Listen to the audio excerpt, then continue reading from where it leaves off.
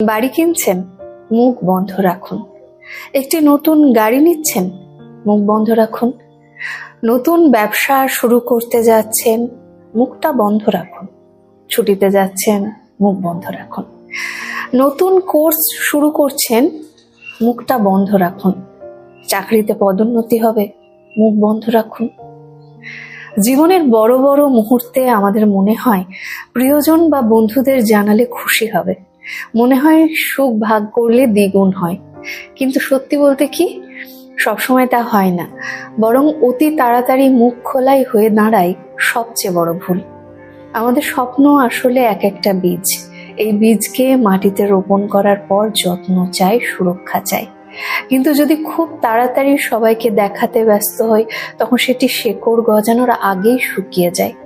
বাস্তব অভিজ্ঞতা বলে, যত বেশি স্বপ্ন শেয়ার করবেন, তত বেশি হিংসা, ঈর্ষা, বদ নজরের চোখ আপনার দিকে পড়বে। আর এটাই অনেক সময় আপনার সাফল্যের পথে অদৃশ্য দেয়াল হয়ে দাঁড়ায়। আমরা যাদের বন্ধু বলে বিশ্বাস করি, তাদের সবাই আন্তরিক নয়। কেউ কেউ চায় আপনি ভালো থাকুন, কিন্তু কখনোই তাদের চেয়ে ভালো না। তাই তারা হাসি মুখে অভিনন্দন জানালেও মনে মনে আপনার ব্যর্থতা কামনা করতে পারে। এটা তিক্ত হলেও সত্যি।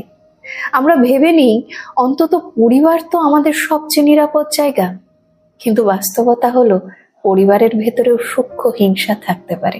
ভাই বোন আত্মীয় কেউ কেউ চাইতে পারে না যে আপনি তাদের ছাড়িয়ে যান।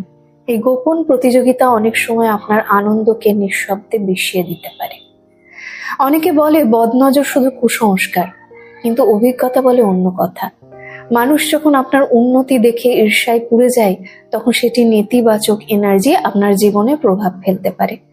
সনাতন ইসলাম সহ প্রায় সব ধর্মেই বদনজরের উল্লেখ আছে। অর্থাৎ এটা কোনো কাল্পনিক ভয় নয়, নীরবতা দুর্বলতা নয়, বরং শক্তি। চুপ থাকা মানে ভেতরে ভেতরে প্রস্তুত হওয়া। কৃষক যেমন বীজ রোপণের পর প্রতিদিন হাটে গিয়ে ঘোষণা করে না, তেমনি বুদ্ধিমান মানুষও নিজের স্বপ্ন গোপন রাখে।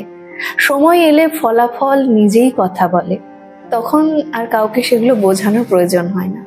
আপনার ভাগ্যে যা আছে ঈশ্বর লিখে রাখা পরিকল্পনা কেউ মুছে দিতে পারবে না, কিন্তু তাড়াহুড়ো করে বেশি মুখ খোলার কারণে আপনি নিজের জন্য অযথা বাধা তৈরি করতে পারেন।